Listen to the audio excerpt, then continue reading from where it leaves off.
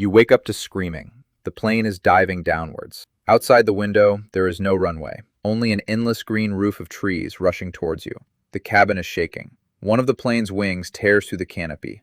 Everything is spinning. Then, darkness. When you open your eyes, the plane is broken around you, and you have survived. The engines are silent, your phone has no signal, and all directions look the same. You are in the heart of the Amazon rainforest. So, what now?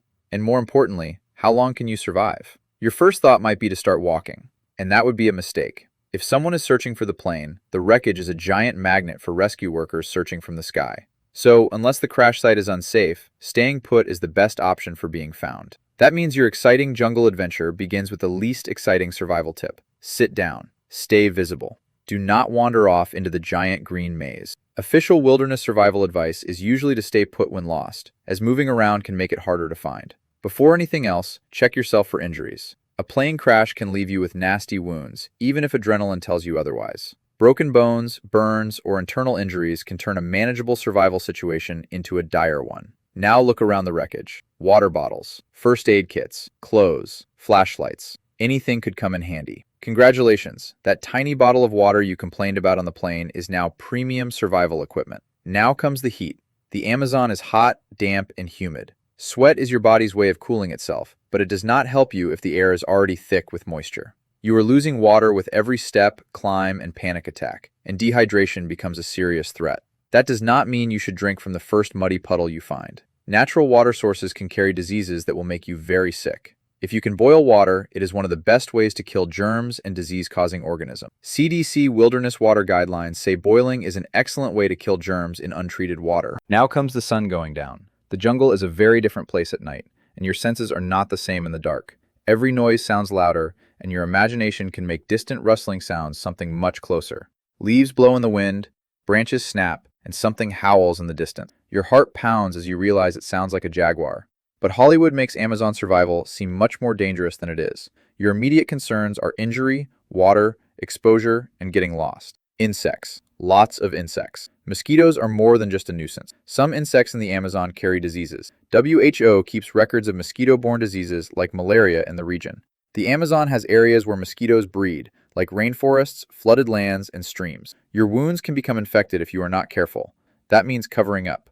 Long sleeves are suddenly very fashionable. CDC guidelines suggest long sleeves and other protective measures to help avoid mosquito bites. Your ugly travel shirt is now your survival hero. Now comes the sound of running water. A river. Finally, something to aim for.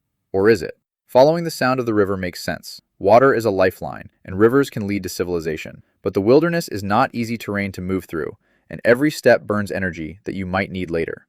Riverbanks can also be slippery and dangerous. You could fall, get hurt, and become even more lost. If rescue teams are searching for the plane, staying near the wreck and making yourself visible is much more important than wandering off into the jungle. Official wilderness survival advice says the same thing about moving towards rivers or creeks. It can be a hazard rather than a help. So, you make yourself visible. Bright clothing and reflective objects can help you be seen from a distance. You clear a space so that rescuers can see something unusual from above. Then, you wait. It is not easy, especially when your brain starts coming up with ideas after 12 hours. Then 24. Then another night. Your brain decides it would be a good time to test how long it can survive on the things around it. No, brain. You have already shown that you do not know where you are. Survival advice for search and rescue says that bright objects are sometimes the best way to be found. What about food? This is where many people go wrong in a survival situation. You are surrounded by plants, fruits, insects, and animals. But unless you know what you are doing, testing the local cuisine is a bad idea. In the early stages of survival, water, shelter, injuries, and rescue are more important than satisfying your hunger. So, the random purple berry stays untouched. Nobody needs your survival story to end because you became curious about food. Now comes the rain. Then you realize everything is getting wet. Your clothes, the ground, your shelter. The Amazon rainforest has periods of high humidity, and water is everywhere.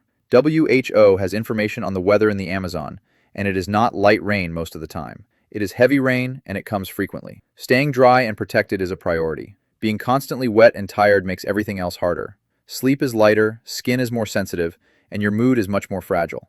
Even your socks have had enough. By day 2 or 3, your biggest challenge might be your sanity. The forest looks the same, and you start doubting your decisions. This is when staying calm becomes an important survival skill.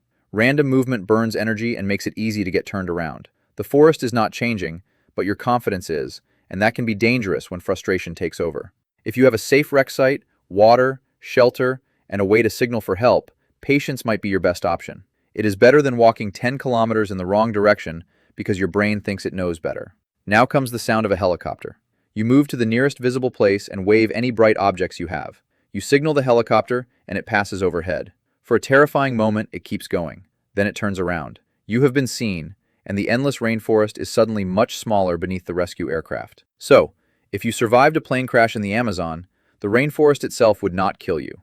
Your injuries, supplies, the weather, water, and your visibility to rescue workers are much more important. The best plan is not as exciting as it sounds in a movie. Stay near the wreck site if it is safe, treat your injuries, find water, and signal for help.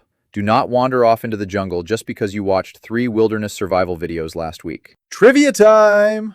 The Amazon basin is massive. NASA has information on the size, stating it spans approximately 7 million square kilometers and covers over 40% of South America. That is why "I'll just walk until I find a road" is not the best idea. You could be surrounded by rainforest for distances spanning the size of countries. NASA has more information, as the Amazon is the largest tropical forest in the world. From above, dense forests can look like a single mass of green. So even when rescue workers are searching overhead, being seen is still important. That is why wreckage sites, bright objects, and signals are much more helpful than trying to become the world's most ill-prepared jungle explorer. So if you ever find yourself waking up to screaming, trees, and silence, you already know more than most people would. Stay calm, stay findable, and follow the water.